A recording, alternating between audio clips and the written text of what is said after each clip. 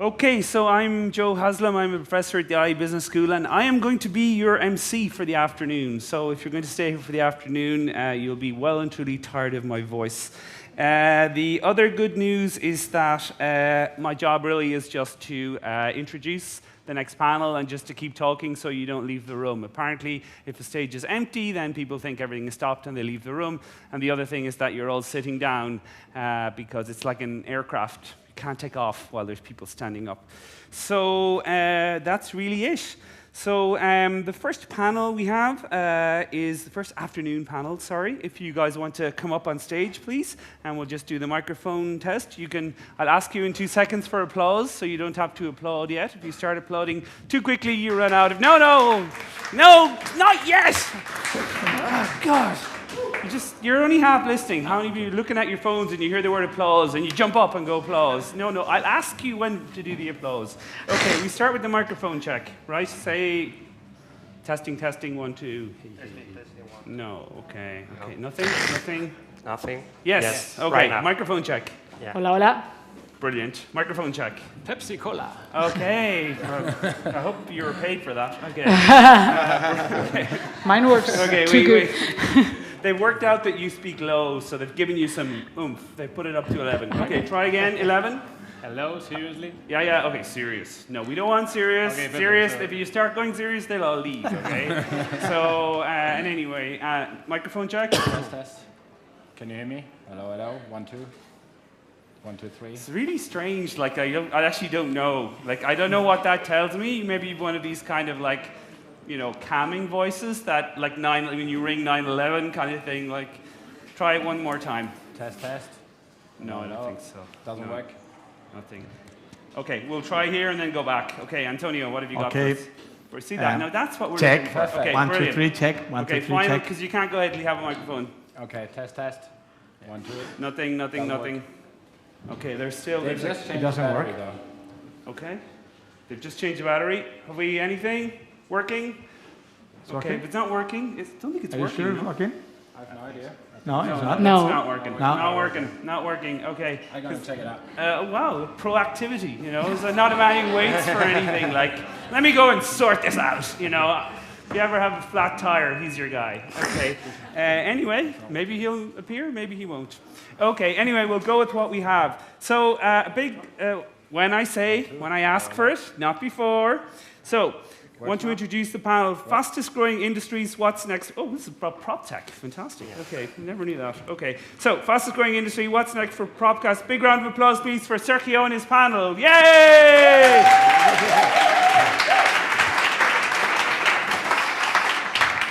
Thank you, Joe.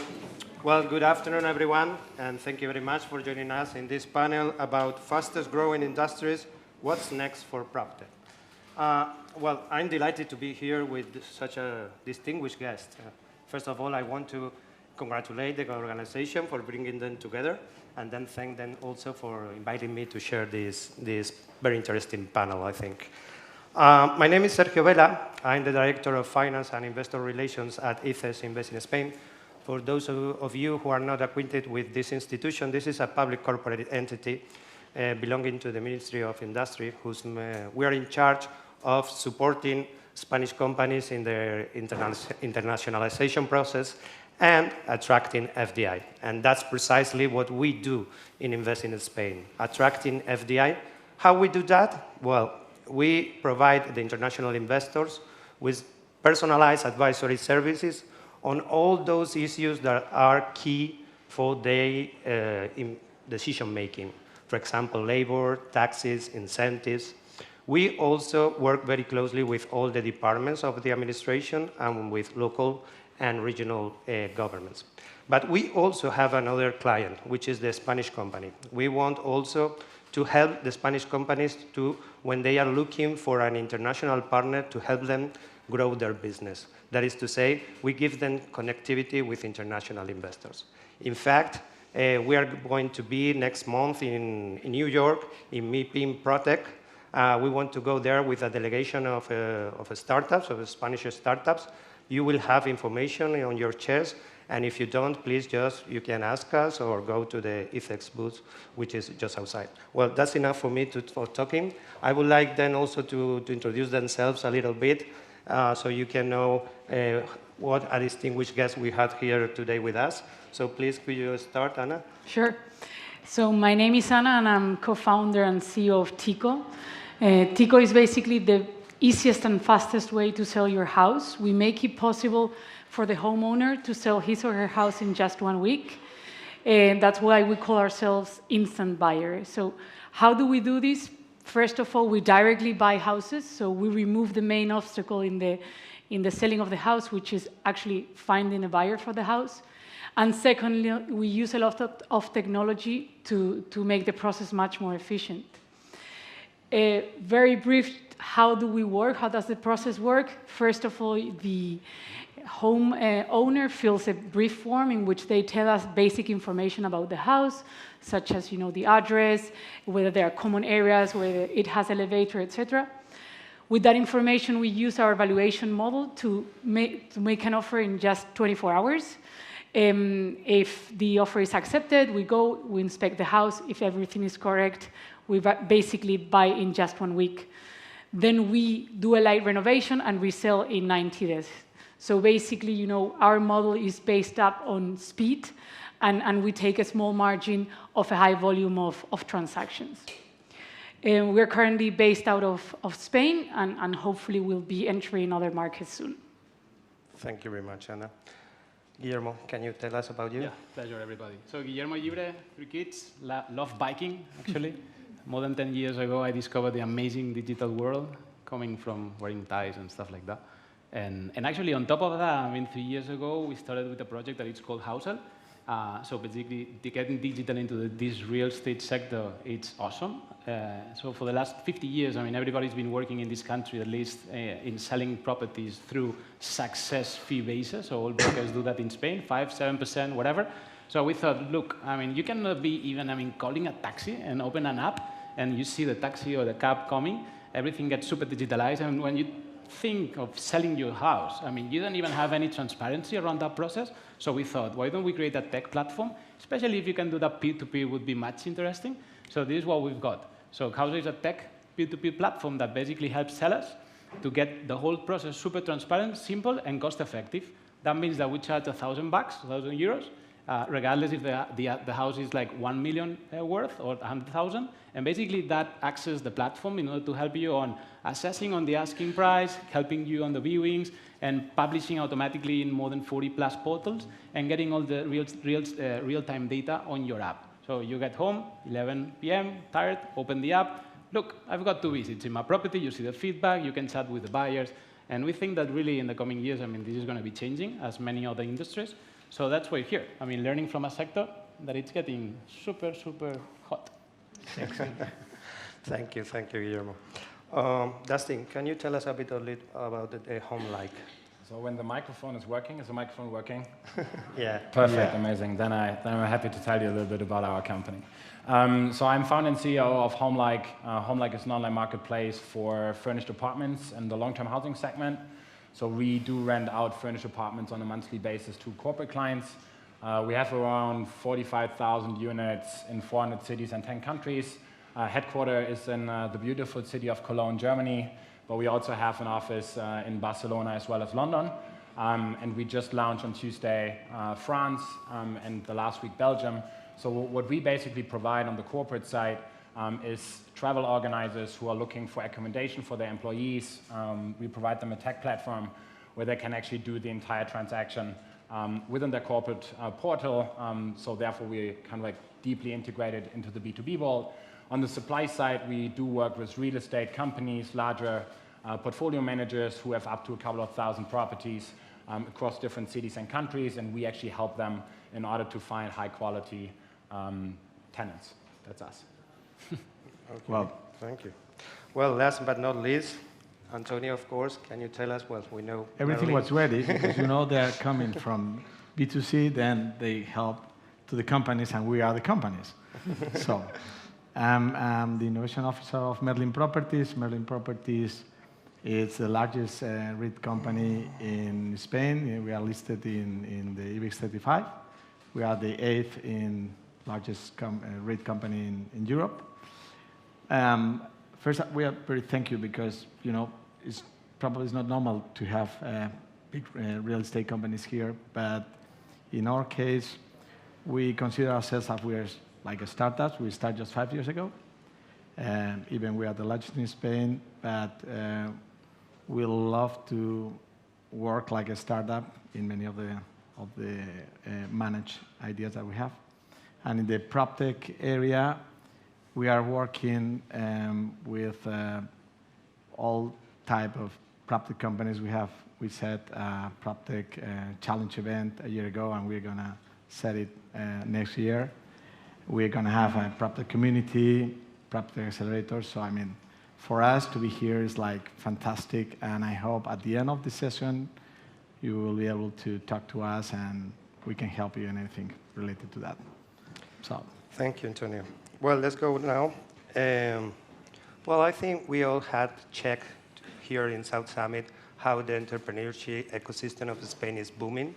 We've heard a lot of panels, a lot of new startups, new verticals, new sectors, more than 4,000 startups. Even Askri was telling about that we've already achieved 1 billion euros investment. So I really think that this is a booming ecosystem. Of course, Proptech is not on the sidelines of this expansion. In fact, a survey by South Summit some weeks ago said that I think it was artificial intelligence together with health and Proptech were one of the fastest growing industries here. I think I have here some numbers from a blog. I think we have now like 330 companies today, more than 5,000 employees, and more than 150 million of investment. So I would like to ask you, maybe Ana and Guillermo, what are the driving forces behind this, and at what moment are we really now? Do you think this is going to boom still, or are we reaching the mature part of the cycle? What do you think about it? So before talking about Proptech, I think it's worth mentioning that, especially in Spain, actually in the last 8 years, I mean, the whole investor or VC sector has been super professionalized.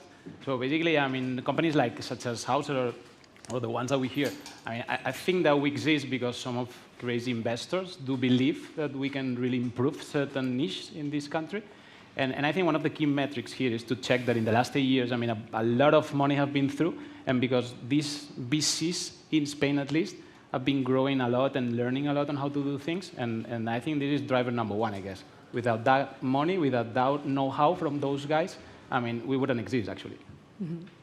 No, I completely agree with that. In fact, we as Tiko have foreign investors and investors from the north of Europe. I think there is a lot of appetite from German and Swiss investors to invest in Proptech companies here in Spain. So I completely agree with that. In terms of where we are right now, I think this has just started. So the real estate was the last big industry to be digitalized. So I think in the next 2-3 years, we will be a lot of Proptech companies arising in all the verticals. So not only buying and selling, but also renting, co-living, construction, etc. So if you take, for example, buying and selling, it's apart from the listing sites or the classifieds, which happened 20 years ago, there hasn't been real changes. So there is a need there, and it has to be covered. We recently did a survey with over 300 people that had sold their house in the last years, and over 65% were dissatisfied with the experience. They thought it was a total disaster, and well, they complained about things like long times, complex paperwork, visits to their houses. So, for example, we as Tiko are really addressing those needs that were there. So as long as there are needs, there will be Proptech companies trying to solve those needs. So first of all, I think they will keep arising, but obviously there will be consolidation. No? You were talking about 330. Probably in the next 10 years, it will be half of it or even less than that. So there will be consolidation in the market, and the top performance will be the ones that will survive, clearly. So a lot of them arising, also a lot of them dying, and big money flowing from the outside to grow. Hopefully, Hopefully. we'll be there. For sure, for sure. Well, thank you very much, both. Dustin, well, this is about Spain, but can you maybe give us the picture of Europe also in comparison? Let's say, is the same thing for Europe, or this is a specific of Spain? Are they parallel in the evolution? I mean, in terms of the Spanish market, we have the experts actually on the panel here, so I will not talk that much about this market. But I think it's not even only about Europe; it's global, right? And the fascinating thing about Proptech, so what means actually Proptech? So property technology, and there's so many kind of like edge industries to that, right? So home-like is business, travel, and property technology. You can actually talk about finance and property technology, so it's not an isolated industry, and I think that's super fascinating. And there are also like gigantic companies out there. I mean, we work. I mean, the recent news are probably not as great as everyone was hoping for, but I mean, that's a big success for kind of like the PropTech industry. I mean, Zonder in the US, they just became kind of like a unicorn, right? So they're basically building a hospitality brand. So you can actually say they're in the travel market, but they're in the real estate business because they have kind of 10, 15 years leases, right? So in Germany, obviously, Switzerland, I mean, we talked through that already. So I also agree from an investor's point of view. We started 5 years ago, and when you actually were saying, oh, we are a real estate company, and say, oh, we are now into insurtech and fintech and all of that stuff. So they didn't really kind of like believe that this super ancient, kind of like slow-moving, network-driven market is going anywhere digital. And I don't know how many PropTech people are actually in the room here, but we were, before the panel quickly talking about two very large real estate fairs, which is MIPIM in France and Expo in Munich. So do yourself a favor, go there and look at the people who are actually at the fair. And these are usually kind of like dressed up people in suits, rather older than younger. They know each other for decades, and that's how they do business. And that's real estate as of today. And I do believe now kind of like younger generation, or kind of like people who really want to make a change, stepping up and just like saying, hey, here we are. That's also not the way going forward with these guys. So just like sharing one story there, if you allow. So the first year we went to Expo Real, and you have basically kind of like all the booths over there. The first year, no one wanted to talk to us. The second year, we had the first meeting there. And the third year, we even made it on the balconies of the booths, because that's the second fair. So for kind of like the regular people, it's just like going from booth to booth. And for the people who have already a little bit of a network, they're allowed to actually go to the balcony of the booth and then talk with the big guys. And I think that's a perfect kind of like criteria for this entire industry. It's not only about online marketing. It's not only about technology. It's about people. It's about network. It's about value. So therefore, it takes a little bit longer in order to build a really, really huge company. You need to be a little bit more patient, because it's not just like throwing money on online marketing channels. So kind of like cutting long story short here, I think it's a super fascinating market. And venture capital firms, I can only talk about our business, since a couple of years, inbounds almost every single week. At least they want to actually hear what we are up for, and at least they want to understand how the market is. And one very last thing, the fascinating topic about real estate is you have huge basket sizes, and you don't even need to do millions of transactions in order to build a huge, huge business. The downside of that is that the market is highly fragmented, so there are tons of players in the market. So therefore, I would actually challenge if consolidation will also hit kind of like the smaller players in the market. But overall, kind of like really happy that PropTech became a vertical within kind of like the financing venture capital space. Okay, thank you very much, Dustin. Antonio, I was talking about before 330 companies. I think most of them belongs to the residential part of the PropTech business, let's say. And only, I think, 60% to tertiary, I mean, focus on offices, logistics. What do you think? Do you think this is, what is the reason for that? Is there a clear explanation for that in Spain? Or do you think that maybe the tertiary market is still lagging behind because the technology hasn't arrived? What do you think about that? I will say, The first part talking about housing and all this part of the market, I would say that is the most sexy one. I mean, I've been talking with Guillermo, and I mean, it's super sexy. When you talk about, we are Tiko, house, I mean, everybody's just hearing to you. But when you go to the other side, when you go to the third market, when you go to the retail, logistics, office buildings, I mean, perhaps it's not so sexy, but you know, we were checking before in our commercial centers, we have more than 100 million people walking through them every day. So it's amazing, not every day, but every year. So it's amazing. So you can have a lot of people, you can do many things. So many of the Proptech taking technology and property can come to those markets because it's so huge. And the way they can introduce new technologies is amazing. And perhaps it's not so sexy, but perhaps it's a bit bigger than the housing. I've been working the housing, and Guillermo knows because we need it from a long time ago. But if you see how many transactions are happening during the year, and you go to the other side with the house, office buildings, retail, logistics, it's a huge world right now. Just to discover, we have many companies, but in my opinion, this Proptech in that side is going to boom. Because technology, when you talk, we will talk later about technologies, but most of the technologies that are now on the trend are absolutely available and ready to be applied on our sector, on our site, and it will help us and the companies that we can represent that sector. So first part is super sexy, the second one is not that, but in my opinion, we have a huge market in there, which is, I mean, I hope most of you are going to introduce you, and I mean, it's my opinion. I mean, it's our opinion. It's our side. Thank you very much, Antonio. Yeah, like you said, we are going to talk about technology.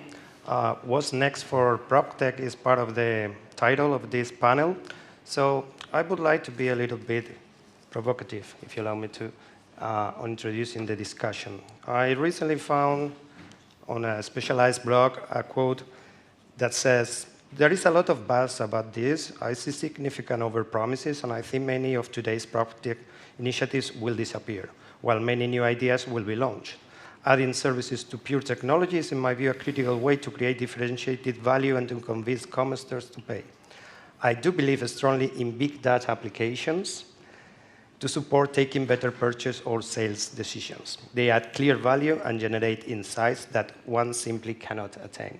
Well, is this just to introduce the discussion? What do you think? Where are we heading? What are the threats, the opportunities? It's just an open question for any of you who wants to comment on that. I can get started here. You go first. I mean, you touched base on many topics, right? I think big data, I mean, it's also like a huge term, and actually nobody knows what it means. It's the same with AI. But in the end, it's a question, when you're in real estate and you have data and you can provide data to a property manager or to a developer, so the developer and property manager can make better decisions on a purchase, I think then it's value in the data. The question is, where do you get the value from? Or the data from? Do you get the data from your own platform, or do you purchase the data somewhere, enrich the data with second, third, and fourth party data, make it even more valuable, and then sell it kind of like to the property manager? That's number one. Number two, and you touched base on that one, so marketplaces or transactional businesses, I mean, that's not the innovation. Yeah? You can purchase everything, everywhere, 24/7, but how do you adapt that to the real estate industry? And I can share a story. When we started 5 years ago, we actually thought, I mean, that's a great idea. It's a huge opportunity, $160 billion market. We just take the transactional process from the short-term industry, put it on the long-term industry, and then we just count the cash. That was the idea. From going live to the first transaction, it took us 2 weeks, and we had 16 touch points with the user. And then we needed to realize real estate people want to have a signed rental agreement. Real estate people want to have a deposit. Real estate people want to understand what your income is. Real estate people want to have an insurance for damages. so on and so forth. And then you actually adapt the existing technology, which is somewhere in the market, and adapt that, as you actually said, to the property technology sector. I think that's one thing. A second thing is, and you are actually probably aware of the company called Badi, based in Barcelona, and Carlos, actually a friend of mine, we share the same investor. I mean, what these guys are doing is also like tech, you know, kind of like they have tons of kind of like shared rooms across the globe. They can even kind of like show which people at which time request which apartments. So they have tons of data, and I think data is actually going forward the gold in the market. Alternatively, you become a property manager and you own real estate. I don't know how the real estate market actually heated up in Spain. I know that 6 years ago, you guys had a little bit of a hard time, and I know in Germany it's heating up a lot now. So the question is, it is a good investment to invest now in kind of like asset-heavy models. So rounding all of this up, I think there's tons of opportunity in the Proptech market, and I think we even have not reached kind of like the surface. It's just a starting point. And I think in 10, 20 years, there will be a lot of stuff coming up with virtual reality, for example, which didn't kick in the market yet. Financing will be easier. So I think that's just like the starting point of a new industry. Two extra points. What I think is that there's something called like self-driving cars, that it's really what it's going to change the real estate sector. And it's actually outside, especially more in the housing stuff. Having said that, I mean, going to your point on the tech, what we think is that in not that many years, I mean, you'll be clicking on an app, you'll see a one-stop shop, you'll be selling, buying, and doing the transaction at the very same time by looking and having viewing at the property online with VR or whatever, and you'll get your mortgage, your whatever, I mean, in order to close the whole loop at the same moment. So I guess, I mean, all those services are going to get together in, let's say, one app or one-stop shop. And we're not going to see that in 10 years from now. I mean, we're going to see that in the coming 3-4 years. So amazing. I mean, I agree with everything that you've said. I don't know how many years it will take. Talking about, you know, the buying and selling process, which is, you know, about what Tiko is about. I also see, I am optimistic, but I also see some roadblocks or obstacles, you know, such as formalization of the purchase and sale. There's been a lot of buzz about, you know, blockchain and how blockchain will change all the notary and registry.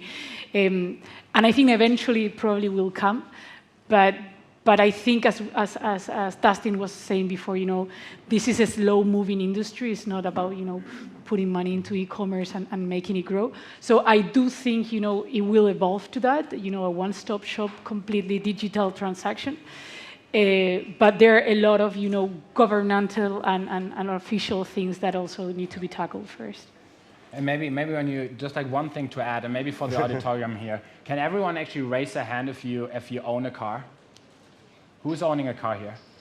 So that's probably 25%, right? And the interesting thing is, I believe that housing, real estate will also become somehow shared, that people don't want to own stuff anymore. So mega trends are also impacting how Proptech will be actually evolving. Probably when we would have done this 10 years ago, 90% of the people would have raised their hand that they're owning a car. But mobility had completely changed in the last decade. So if I would be able to foresee that today, then I probably would become rich tomorrow. So I can't. But I think these are actually also interesting facts impacting the industry we are all working in. Thank you. I just Yes. talking to that, I mean, mobility is amazing. In our cases, for example, we are changing the use of our parking in the commercial centers and in the office buildings. We are going to logistics. So, you know, we are adapting. The companies, the sector, in fact, is adapting to you people because you are demanding different way of working, different way of buying, different way of receiving the things. So, I mean, in our case that we have logistics, commercial center, and office buildings, we are just getting together everything. And just to finish that, have 20 seconds, just to give you a heads up. We have a big building in Barcelona with almost 300 parking places. Share how many parking places do we have? Just rent? Just share one number. Quick. Sure. 30, 20, what, 15. But how many bicycles and scooters? Anyone to share? Full house. Yes. We have like 400, between 400 and 500 of scooters and 200 of bicycles. So that's why technology, habits, everything is changing in the real estate, and that's why we have to be ready. Well, that's been very interesting. So thank you. We've run out of time, so I would like just to ask you for a big applause to our panelists. Thank you very much.